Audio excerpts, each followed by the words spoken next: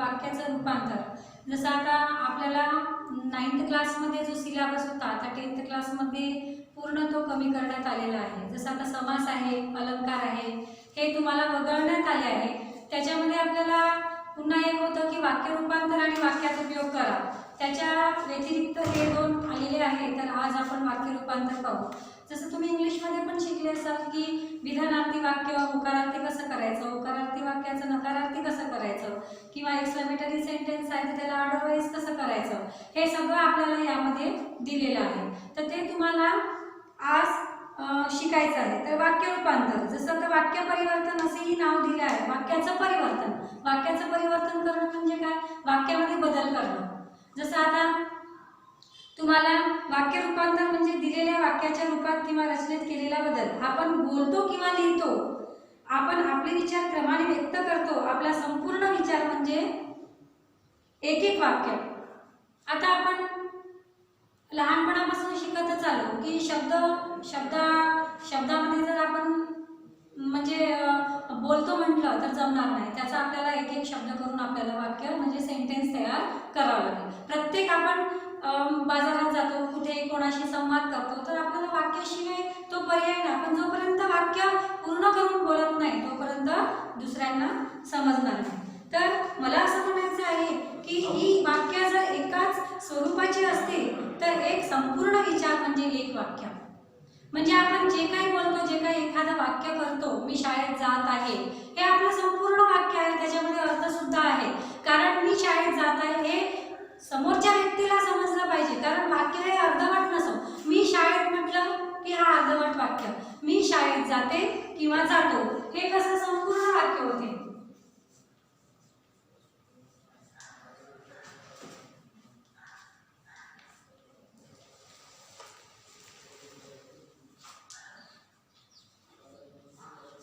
हे वाक्य इथे दिलेलं आहे, हे आपलं वाक्य म्हणजे वाक्य दिले आहे की याचा अर्थ होत आहे की मी शाळेत जाते. समजा जर आपण अर्धवट वाक्य घेतलं की आपलं हे वाक्य पूर्ण होणार नाही. म्हणजे आपण बोलतो, कोणाशी संवाद करतो, कोणाला काही विचारायचं आहे, जोपर्यंत आपण संपूर्ण वाक्याचा अर्थ त्यांना म्हणजे समजला पाहिजे की आपण वाक्य कोणत्या प्रकारे बोलत आहोत किंवा कसं बोलत आहोत, त्यांना समजत आहे की नाही, म्हणजे संपूर्ण वाक्य आपण बोललं पाहिजे.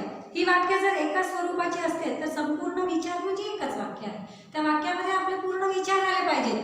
ही वाक्य जर एका स्वरूपाची असेल तर ऐकणाऱ्याला किंवा वाचणाऱ्याला ती कंटाळवाणी वाटते. आता समजा मला शाळेत जायचं आहे, मला बाजारात जायचं आहे, मला गावाला जायचं आहे, आपण जर वारंवार जर एकच सेंटेन्स वापरत असेल तर खरंच समोरच्या व्यक्तीला ते कसं वाटणार आहे, म्हणजे कंटाळवाणी वाटणार आहे. कारण एक जर आपण सेंटेन्स बोललो किंवा वाक्य बोललो दुसऱ्या व्यक्तीला तर आपल्याला खरंच ती वाक्य कंटाळवाणं आहे. आपल्या बोलण्यामध्ये कसं आहे, आता मी तुम्हाला शिकवत आहे, एखादं लेसन तुम्हाला शिकवत आहे, वारंवार मी तुम्हाला एकच उदाहरण सांगत आहे, मी शाळेत जाते, मी शाळेत जाते, मी शाळेत जाते. एकच सेंटेन्स जर मी वारंवार रिपीट करत आहे तर ते तुम्हाला कंटाळवाणे वाटेल आणि तुम्ही ऐकणार नाही, असं इथे दिलेलं आहे. माझं म्हणण्याचं तात्पर्य असं आहे की बोर्डाच्या एक्झाममध्ये आपल्याला वेगवेगळे उदाहरणं येतात. मी हे एवढं सगळं एक्सप्लेन याच्यासाठी करत आहे की तुम्हाला जेणेकरून कोणतंही सेंटेन्स आलं, कोणतंही वाक्य आलं, त्याच्यामध्ये तुम्हाला परिवर्तन करता आलं पाहिजे, असं म्हणून मी तुम्हाला हे सगळं एक्सप्लेन करत आहे. आपले बोलणे किंवा लिहिणे एकसुरी होऊ नये म्हणून वाक्यरचनेत बदल करणे आवश्यक ठरते. आपली सर्वच वाक्य केवळ विधानार्थी म्हणजे सिंपल स्टेटमेंटमध्ये अधूनमधून ती प्रश्नार्थक किंवा उद्गारार्थी असावी. म्हणजे क्वेश्चन सेंटेन्स असू शकते तुम्हाला किंवा एक्सक्लेमेटरी सेंटेन्स असू शकते. जसं आता तुम्हाला प्रश्नार्थीमध्ये होकारार्थी करायचं आहे किंवा उद्गारार्थीमध्ये ऑर्डर वाईज करायचं आहे, हे तुम्हाला वेगवेगळ्या पद्धतीने तुम्हाला या वाक्य रूपांतरमध्ये करायचं आहे. छोटी छोटी वाक्य किंवा एकत्र करून आटोपशीरपणे मांडावी, तर एका मोठ्या वाक्यातून क्लिष्ट विचार मांडण्याऐवजी ती सुगम करून म्हणजे सुंदर करून सांगण्यासाठी किंवा छोटी छोटी वाक्यातील अशा विविधतेमुळे आपली भाषा डौलदार किंवा परिणामकारक दिसते. जोपर्यंत आपण प्रत्येक वाक्य, प्रत्येक एक्झाम्पल आपल्याला द्यायचं आहे, ते एकच एक्झाम्पल न देता वेगवेगळ्या जर उदाहरणामध्ये जर आपण दुसऱ्या व्यक्तीला किंवा तुम्हाला सुद्धा मी आता एक उदाहरण सांगितलं, समजा जर एकच एक उदाहरण सांगत आहोत आपण, त्याच्यामध्ये विविधता नाही आहे, म्हणजे बदल काहीच नाही आहे, तर ते तुम्हाला समजणार नाही आणि दुसरं वाक्य तुम्हाला तयार करता येणार नाही. आणि वेगवेगळे जर आपण वाक्य सांगितले, त्याच्यामध्ये काय तुम्हाला बदल दिसेल आणि तुम्हाला काय वाटेल, म्हणजे कंटाळवाणं वाटणार नाही, त्याच्यामध्ये तुम्हाला आवड निर्माण होईल, इंटरेस्ट निर्माण होईल. त्याचप्रमाणे आपल्या बोलण्यातून, लिहिण्यातून भाषेचा डौल, भाषेचे सौंदर्य व्यक्त व्हावे. भाषा अशा रीतीने वापरण्याची भाषा सुंदर असावी, जसं आता लँग्वेज आहे कोणती असो, इंग्लिश असो, मराठी असो, उर्दू असो, तेलुगू असो, मराठी असो, कोणतीही असो, जी भाषा ज्या पद्धतीने बोलायची आहे त्या भाषेत जर चांगलेपणा आहे, स्पष्टपणा आहे, दुसऱ्या व्यक्तीला समजत असेल, तर खरंच त्या भाषेला सुरेखता येते, सुंदरता येते असं आपल्याला म्हणायचं आहे. कोणतेही वाक्य आपण कोणत्याही प्रकारचं बनवलं, मी जातो, खातो, पितो, येतो, जातो असं म्हटलं तर जमणार नाही. वाक्याच्या अनुषंगाने तो वाक्य कसं आहे, ते बरोबर सेंटेन्स आहे की नाही, त्याच्यामध्ये काहीही म्हणजे कसं चुकू नये, जसे जेणेकरून दुसऱ्याला समजणार नाही, असं इथे दिलेलं आहे. की तिचा वापर करण्याची इच्छा माणसात जन्मजात असते. तिचा विकास घडवून आणण्यासाठी, परिणामकारकपणे भाषेचा वापर करण्यासाठी व्याकरणाच्या अभ्यासातून खूपच उपयोग होतो. आपल्या अशा प्रयत्नांना त्यामुळे डोळसपणा येतो. भाषा सुंदर रीतीने वापरणे ही माणसाची गरज आहे. आता तुम्हाला तुमच्या लिहिण्यावरून किंवा बोलण्यावरून, आता तुम्हाला बोलण्याची सवय काही स्पष्टता नाही आहे, म्हणून आपल्याला काय वाक्य बरोबर बनवता, सेंटेन्स आपलं रॉंग होते. आपण जेव्हा सेंटेन्स बनवतो किंवा वाक्य बनवतो, त्या वाक्यामध्ये काय आहे, म्हणजे एक मिनिंग पाहिजे, एक अर्थ पाहिजे. आपण कोणत्या प्रकारचं वाक्य म्हणजे करणार आहोत, त्या सेंटेन्समध्ये जर अर्थ नसेल तर त्या वाक्याला काही उपयोग आपल्याला होणार नाही. म्हणून वाक्य रूपांतर म्हणजे वाक्य रचनेत करावा लागणारा बदल. हा बदल करताना एक महत्त्वाची गोष्ट लक्षात ठेवायला पाहिजे, ती म्हणजे वाक्याचे रूपांतर करताना रचनेत बदल होत असला तरी वाक्याच्या अर्थात मूळ बदल होता कामा नये. तर इथे तुम्हाला आता मी एक उदाहरण सांगते तुम्हाला. इथे जगी सर्वसुखी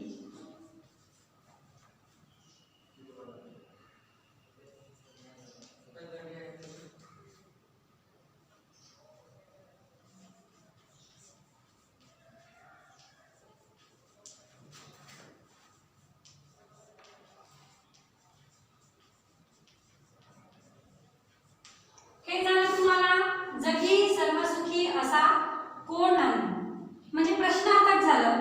त्याचं तुम्हाला कसं करायचं आहे, विधानार्थी करायचं आहे. याचं वाक्य तुम्हाला विधानार्थी करायचं आहे, म्हणजे सिंपल स्टेटमेंट मध्ये करायचं आहे. आता कधीही लक्षात ठेवायचं, एखादं सेंटेन्स तयार करताना त्या वाक्यामध्ये बदल, म्हणजे जो अर्थ दिलेला आहे तो अर्थ बदलता कामा नये. वाक्य तुम्ही रूपांतर करताय, वाक्यामध्ये बदल करताय, सेंटेन्स मध्ये बदल करताय, परंतु मीनिंग मध्ये बदल झाला नाही पाहिजे. जो मीनिंग आहे तोच राहिला पाहिजे, फक्त शब्दामध्ये बदल झालेला पाहिजे. कुठं तुम्हाला बदल करायचा आहे ते तुम्हाला मी सांगते. जगी सर्वसुखी असा कोण नाही, जगामध्ये सर्वसुखी असा कोण नाही, तर आपल्याला त्या विधानार्थीमध्ये करायचं आहे की जगात सर्वसुखी. इथे विचारलं आहे, सॉरी,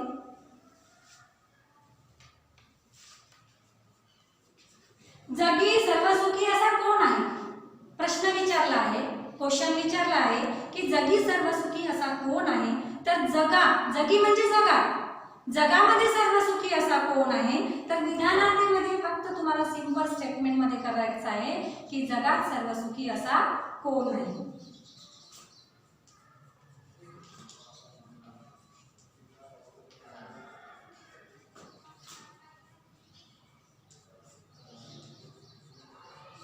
हे विधानार्थी वाक्य झालं. परंतु होकारार्थी किंवा नकारार्थीमध्ये करायचं आहे, तर तुम्हाला इथे सुद्धा एक दिलेला आहे. इथे नकारार्थी दिला आहे म्हणजे निगेटिव्ह सेंटेन्स दिला आहे, त्याचं तुम्हाला पॉझिटिव्ह सेंटेन्स करायचं आहे.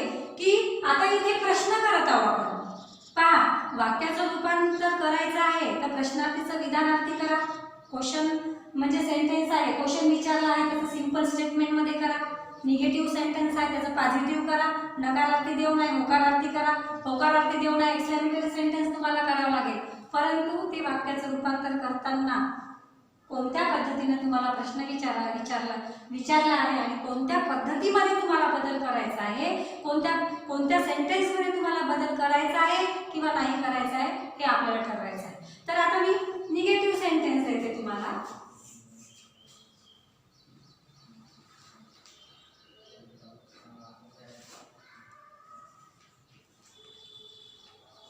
अपमान केल्यास कोणाला राग येत नाही हे आपल्याला नका.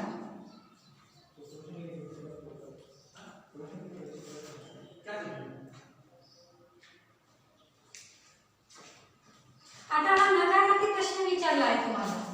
हा प्रश्न केला आहे अपमान केल्यास कोणाला राग येत नाही, अपमान केल्यास कोणाला राग येत नाही. तर इथे प्रश्न केला आहे, इथे तुम्हाला होकारार्थी करायचा आहे, प्रश्नाचं उत्तर तुम्हाला होकारार्थीमध्ये द्यायचं आहे.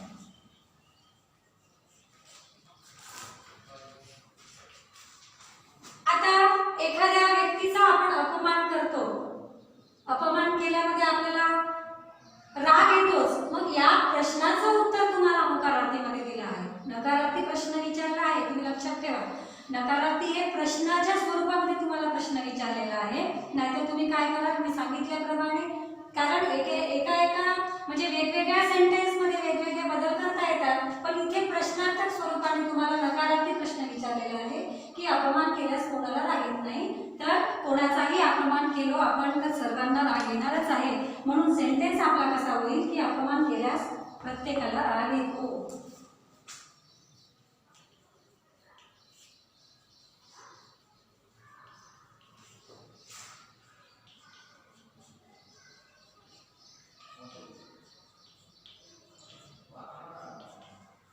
असं या प्रश्नाचं उत्तर होईल. म्हणजे सेंटेन्स तयार करताना फक्त तुम्हाला नुसतं तुम्ही प्रश्न पाहून जर तुम्ही एकाच पद्धतीने प्रश्नाचं उत्तर देतो म्हटलं तर जमणार नाही. तो प्रश्न पाहायचा. तर नकारार्थीमध्ये तुम्हाला सिंपलमध्ये सुद्धा प्रश्न विचारू शकते. मी उदाहरण सांगते.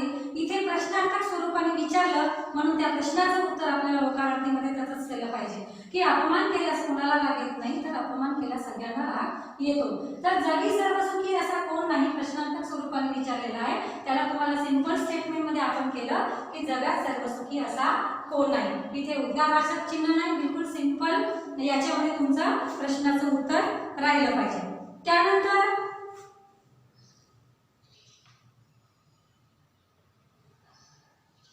इथे दिलेलं आहे की नेहमीच्या व्यवहारात आपण अनेक प्रश्न विचारतो. तू कुठे चाललास, तुला किती गुण मिळाले, प्रकृती आता कशी आहे वगैरे प्रश्न विचारल्यानंतर आपणाला त्यांची काही उत्तरे हवी असतात. म्हणजे उत्तराच्या अपेक्षेने असे प्रश्न विचारले जातात की जगी सर्वसुखी असा कोण आहे. या प्रश्नाचे उत्तर मी आहे.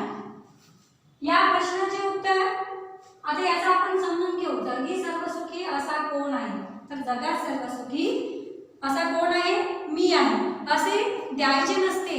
हा प्रश्न उत्तराच्या अपेक्षेने विचारण्यात आला नसून त्या प्रश्नातच त्याचे उत्तर असते. जगात कोणी सुखी नाही. तर बरोबर आहे. आता तुम्हाला असं वाटेल की जगात सर्वसुखी असा कोण आहे, तुम्ही साहजिकच म्हणणार आहे की जगामध्ये सुखी मी आहे. परंतु हा प्रश्न प्रश्नाच्या स्वरूपाने विचारलेला असून तुम्हाला त्याच प्रश्नाच्या अनुषंगाने जो प्रश्न विचारला आहे त्याच मध्ये तुम्हाला उत्तर मिळेल. केव्हा मिळेल, जेव्हा तुम्ही या प्रश्नाचं चांगल्या निवांतपणामध्ये तुम्ही जर अभ्यास कराल. एखादा प्रश्न आपण पटकन वाचतो, नकारार्थी आहे होकारार्थी आपल्याला मॅडमने सांगितलं आहे, परंतु प्रत्येक वाक्याचं जर तुम्हाला रूपांतर करायचं आहे तर पूर्णपणे तुम्हाला तो प्रश्न वाचावा लागेल, समजावा लागेल. तेव्हाच तुम्हाला त्या प्रश्नाचं वाक्यात रूपांतर दुसऱ्या सेंटेन्समध्ये करता येईल, अन्यथा करता येणार नाही. म्हणून इथे दिलेलं आहे की असे लेखकाला स्पष्ट म्हणायचे आहे. पण प्रश्न विचारल्यामुळे मूळचे साधे विधान किती जोरदार झाले आहे पहा. वरील वाक्यात होकारार्थी प्रश्न विचारला आहे, त्याने सूचित केलेले उत्तर हे नकारार्थी आहे. दुसरे उदाहरण पहा. अपमान केल्यास कोणाला राग येत नाही, आपण शिकलो. तर आता होकारार्थीमध्ये काय, इथे सुद्धा प्रश्नाच्या अनुषंगाने प्रश्न विचारलेला आहे. तुम्हाला असं वाटेल की नाही का हा अर्थ असला असाच राहिला पाहिजे, याचं उत्तर आपण असंच लिहिलं पाहिजे, कोणाला राग येत नाही, कावड येत नाही असा विचार न करता तो प्रश्नाच्या अनुषंगाने विचारलेला आहे की अपमान केल्यास कोणाला राग येत नाही, की अपमान केल्यास प्रत्येकाला राग येतो. म्हणजे या प्रश्नातच आपलं उत्तर दडलेलं आहे. किंवा जेव्हा आपण त्या प्रश्नाला निरखून पाहिलं आणि तो प्रश्न समजून घेतला तर बरोबर आपल्याला त्या प्रश्नाचं उत्तर मिळेल. आणि हे तुम्हाला असं करून चालणार नाही, तर मी इथे उदाहरण दिले आहे. आता तुम्हाला आज जरी प्रत्येक होकारार्थी असो, नकारार्थी असो, विधानार्थी असो किंवा एक्सक्लेमेटरी सेंटेन्स मध्ये उद्गारार्थी असो की कोणत्या कोणत्या प्रश्नांचं कोणत्या कोणत्या वाक्यामध्ये रूपांतर करायचं आहे तुम्हाला स्वतः शोधून पाहायचं आहे. कारण आम्ही एक एक दोन दोन उदाहरण सांगू, परीक्षेमध्ये एकच मी सांगितलं ते येणार का नाही याच्यामध्ये बदल होऊ शकते. कारण व्याकरणाचं भाग आहे, आपलं लेसन नाही, इथे आपण प्रश्न देऊ त्या प्रश्नाचं उत्तर आपल्याला तेच मिळणार आहे. परंतु व्याकरणामध्ये तसं नसते, वेगवेगळ्या पद्धतीचे तुम्हाला उदाहरण येतात, त्याच पद्धतीमध्ये तुम्हाला रूपांतर करायचं आहे. तुम्ही म्हणाल बोर्डाच्या एक्झाममध्ये नाही आम्ही हा प्रश्न बदलून टाकू आणि तो प्रश्न, असं शक्य नाही. म्हणून आज जेवढं शिकवलं जर तुम्ही आजच्या आजच त्याचा अभ्यास केला तर बरोबर तुम्हाला कोणत्या सेंटेन्समध्ये बदल करायचा आहे ते तुम्हाला नक्की समजून येईल. तर इथे पुन्हा तुम्हाला वेगवेगळे उदाहरण आहे. हा प्रश्न अलंकार म्हणून भाषेत ओळखला जातो. पुढील वाक्य पहा, फुकट दिले तर कोण नको म्हणे. फुकट दिले तर कोण नको म्हणे. एखाद्याला आपल्याला म्हणजे उदाहरण आहे, एखाद्या रस्त्याने आपण जात असो, वाटेल एखादा गरीब माणूस मिळाला, त्याला काहीच नसेल, त्याच्याकडे खायला नसेल, प्यायला नसेल, काही नसेल, 1000 रुपये देणार आहे तर तो नाही म्हणणार आहे का. किंवा चांगल्या व्यक्तीला आपण 10,000 देतो बा, तुला कोणतं काम असेल तर आपण स्वतःहून म्हटलं तर त्याला काही नको पाहिजे आहे का, तो काही नाही म्हणणार आहे का, नाही. तर इथे दिलं आहे की आम्ही तुमचे उपकार कसे विसरू. बरोबर आहे, एखाद्याने आपल्यावर उपकार केलेला आहे, कधीतरी आपल्याला केव्हा तरी आपल्याला मदत केलेली आहे, तर खरंच आपण त्यांचे उपकार विसरू शकणार नाही. पुन्हा एक उदाहरण आहे की कुणी कोडे माझे उकलेल का, कोणी उकलणार नाही. एखाद्याची चुकी जर आपल्याला लक्षात आणून द्यायची आहे तर तीच चूक आपल्याला कोण लक्षात आणून देणार असं इथे दिलेलं आहे. तर पुन्हा एक उदाहरण आहे, आपण त्यांच्याकडे जायला नको का, अवश्य जायला पाहिजे. एखाद्याने आपल्याला इन्व्हाइट केलेलं आहे, बोलवलं आहे, तर आपण त्याच्याकडे जायला नाही पाहिजे का. मुलांच्या अभ्यासाची काळजी नको का, प्रत्येकांना आई बाबांना किंवा विद्यार्थ्यांना सगळ्यांना त्या आपल्या मुलाची काळजी असते, ती काळजी करणारच आहे. पण नको म्हटलं तर नाही करणार का, असं इथे उदाहरण दिले आहे. परंतु प्रश्नार्थक वाक्याचे विधानार्थी वाक्यामध्ये रूपांतर करायचे आहे, जसं आपण केलेलं आहे. हे प्रश्नार्थी वाक्य आहे आणि हे विधानार्थी वाक्य आहे. तुम्हाला जर त्या वाक्यामध्ये जर बदल करायचा आहे, प्रश्न होकारार्थी असेल तर विधानार्थी वाक्य नकारार्थी ठेवावे व प्रश्न नकारार्थी असेल त्याचे उत्तर विधानार्थीमध्ये ठेवावे, असे प्रत्येक तुमच्या स्टेपमध्ये ते प्रश्न आले आहेत. समजा आता मी उद्गारार्थी व विधानार्थी वाक्याचे रूपांतर सांगते.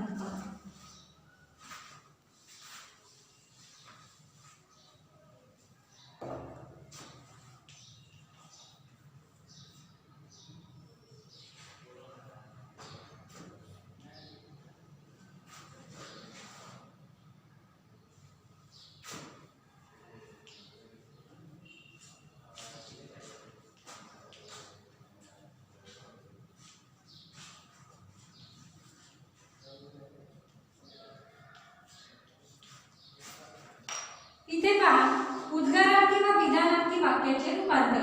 समजा आता केवढी उंच ही इमारत, आता एक्झाम्पल पाहू आपण.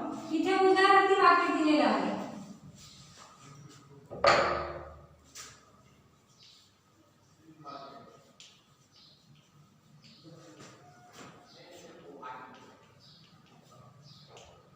हे कोणतं वाक्य आहे, उद्गारार्थी. याचं तुम्हाला विधानार्थी म्हणजे सिंपल स्टेटमेंट मध्ये तुम्हाला बदल करायचा आहे. विधानार्थीमध्ये बदल करायचा. विधानार्थीमध्ये ना तुम्हाला उद्गाराचं चिन्ह काय नाही, बिलकुल सिंपल, बिलकुल साधं तुमचं वाक्य राहील. म्हणून तर केवढी उंच ही इमारत खूप उंच आहे. म्हणजे इथे दिलेलं आहे की वरील वाक्यातील विधाने उद्गारार्थी आहे, तीच कंसात विधानार्थी ठेवलेली आहे. कंसातील विधानार्थी वाक्य उद्गारार्थी ठेवल्यामुळे कशी परिणामकारक वाटतात पहा. अरे रे फार वाईट गोष्ट आहे. अरे रे म्हटलं तर हे उद्गारार्थीमध्ये आश्चर्यकारक आपल्याला सेंटेन्स असते. अरे रे आई ग, तुम्हाला माहिती आहे मागच्या वर्षी मी शिकवलं, परंतु मी याच्यासाठी तुम्हाला रिपीट करत आहे कारण त्या दिवशी मी वाक्य दिले तर मला कोणी सोडून दाखवले नाही. परंतु असं जमणार नाही, ते बोर्डाच्या एक्झाममध्ये आपल्याला कोणी मदत करणार नाही. आता तर तुम्हाला आनंदाची गोष्ट अशी आहे, कोरोनामुळे तर तुमचा फायदा आहे, कारण जे 16 लेसन होते त्या 16 लेसन मधले तुम्ही पाहिले असाल. टिपू सुलतान सरांनी आपल्या ग्रुपमध्ये टाकलेला आहे PDF, ते सगळ्यांनी पाहावं आणि नाही समजलं तर माझ्याशी संवाद साधावं. की तिथे तुम्हाला 8 लेसन, जसे 16 लेसन आहे त्याच्यामध्ये गद्य पद्य पूर्ण आलं, 8 लेसन वगळले आणि 8 लेसन दिलेले आहे. ते कोणते दिलेले आहे तुम्ही पाहिल्यावर तुम्हाला समजेल.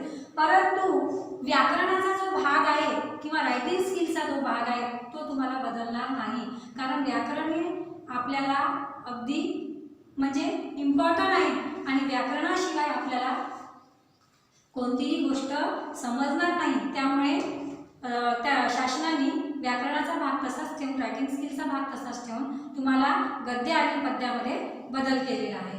तर इथे दिलेलं आहे की अशासारख्या उद्गारार्थी वाक्यात केवळ भावना व्यक्त केल्या असतात, पण वर दिलेल्या वाक्यात भावनेपेक्षा वैफल्य, अतिशयता, मोठी संख्या, परिमाण किंवा अधिक्य परिणामकारक रीतीने व्यक्त झालेले असते. केव्हा केव्हा मनातील तीव्र इच्छा व्यक्त करण्यासाठी उद्गारार्थी वाक्य वापरले असतात.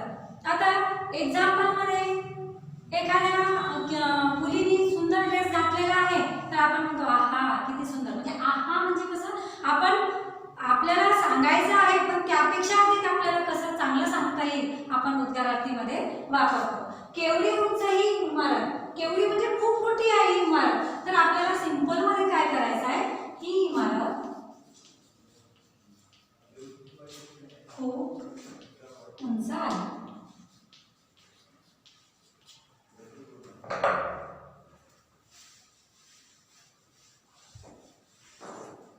ही इमारत खूप उंच आहे.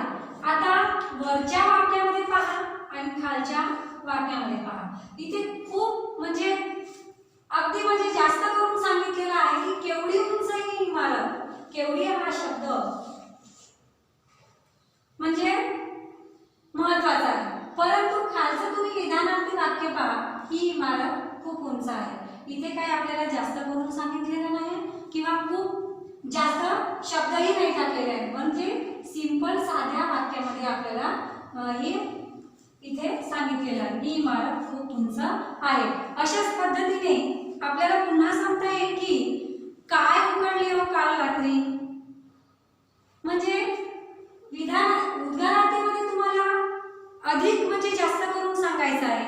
आज गाडीत कोण गर्दी, आज गाडीत कोण गर्दी म्हणजे विचारलं आहे आज गाडीत किती गर्दी, तर तिथे सांगितलेलं आहे आज गाडीत अतोनात गर्दी होती. म्हणजे जास्त. काय अक्षर आहे त्याचे अक्षर अतिशय सुंदर आहे. काय अक्षर आहे त्याचे आपल्याला माहिती, उद्गारार्थीमध्ये आश्चर्यकारक आपल्याला कोणतंही वाक्य असते, परंतु विधानार्थीमध्ये तुम्हाला सिंपल करून सांगता आलं पाहिजे. जसं तुम्ही इंग्लिशमध्ये शिकला, तुम्हाला माहित आहे मागच्या वर्षी सुद्धा मी शिकवलं. तर इथे आता होकारार्थी व नकारार्थी वाक्याचे रूपांतर करू. आता उद्गारार्थी झालं, त्याचं विधानार्थीमध्ये झालं. आता निगेटिव्ह सेंटेन्स पॉझिटिव्ह कसं करायचं पहा. 500 रुपये ही देखील मोठी रक्कम आहे, त्याचं नकारार्थी करू आपण. 500 रुपये ही काही लहान रक्कम नाही, म्हणजे मोठी रक्कम.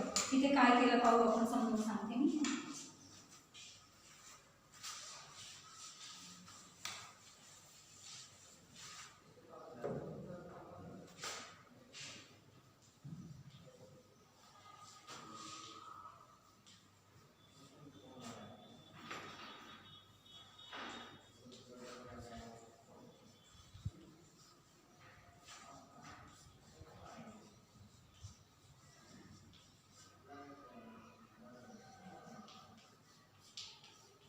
आपलं हे वाक्य होकारार्थी आहे,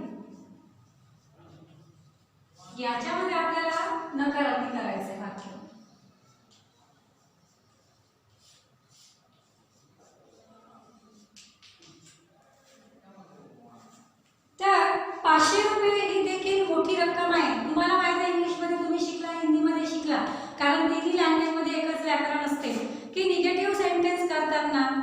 पॉझिटिव्ह सेंटेन्स मध्ये आपल्याला वाक्याचं रूपांतर करायचं. आपण अर्थ कधी बदलत नाही, अर्थ तो कायम असतो, परंतु शब्दामध्ये आपल्याला बदल करावा लागतो. तर 500 रुपये ही देखील मोठी रक्कम नाही. तर इथे तुम्हाला कोणत्या याच्यामध्ये बदल करायचा आहे, तो कोणत्या पद्धतीने करायचा आहे. तर आपण उत्तर काय, 500 रुपये ही काही लहान रक्कम नाही. म्हणजे आपण इथे बदल केला, मोठीच्या विरुद्ध लहान केला. परंतु 500 रुपये ही देखील आपली लहान रक्कम नाही. म्हणजे ती कशी रक्कम आहे, मोठीच रक्कम आहे. म्हणजे आपल्या या अर्थामध्ये बदल झालेला नाही, परंतु आपण इथे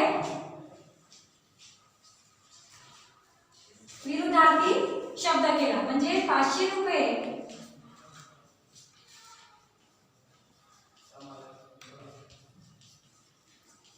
ही देखील लहान रक्कम नाही. म्हणजे आपण अर्थामध्ये बदल नाही केला, आपल्याला निगेटिव्ह सेंटेन्स करायचा आहे. तुम्ही इंग्लिश मध्ये शिकला की निगेटिव्ह सेंटेन्स पॉझिटिव्ह करायचा आहे, परंतु आपल्याला जे मीनिंग आहे ते मीनिंग आपल्याला बदलता कामा नये. इथे दिलेला आहे होकारार्थी की 500 रुपये ही देखील मोठी रक्कम आहे. मोठीच्या विरुद्ध आपण लहान रक्कम नाही. म्हणजे ती कशी रक्कम आहे, मोठीच रक्कम आहे. म्हणजे अर्थामध्ये आपण बदल नाही केला, फक्त आपण पॉझिटिव्ह निगेटिव्ह मध्ये आपण बदल केलेला आहे. परंतु आपलं जे मीनिंग आहे, होकारार्थी आणि नकारार्थीचं जे मीनिंग आहे ते तसंच आहे. 500 रुपये ही देखील मोठी रक्कम आहे, त्याचा आपण काय केलं निगेटिव्ह मध्ये, 500 रुपये ही देखील लहान रक्कम नाही. म्हणजे ती कशी आहे, मोठी रक्कम आहे. आज आपण इथेच थांबू. जेवढे मी तुम्हाला उदाहरण सांगितले, आजचं होमवर्क तुम्हाला हेच आहे की वाक्याचं रूपांतर निगेटिव्हचं ऑर्डर वाईज कसं करायचं, निगेटिव्हचं पॉझिटिव्ह कसं करायचं, उद्गारार्थी म्हणजे एक्सक्लेमेटरीचं सिंपल स्टेटमेंटमध्ये कसं सेंटेन्स करायचं, हे तुम्हाला स्वतः शोधून तुम्हाला प्रत्येक एक्झाम्पल सोडवता आले पाहिजे. हेच तुमचं आज उदाहरण राहील. आणि प्रत्येक उदाहरण शोधा आणि शोधून स्वतःच्या मनाने लिहा. पाहून लिहिण्यापेक्षा ऑनलाईनमध्ये आपण कोणतेही प्रश्न पाहिजे आपल्याला मिळते, परंतु बोर्डाच्या एक्झाममध्ये आपण ऑनलाईन पेपर सोडवू शकत नाही, कारण तिथे आपल्याला काय करायचं आहे, स्वतःहून प्रश्न सोडवायचे आहे. म्हणून तुम्हाला आजचं होमवर्क हेच राहील.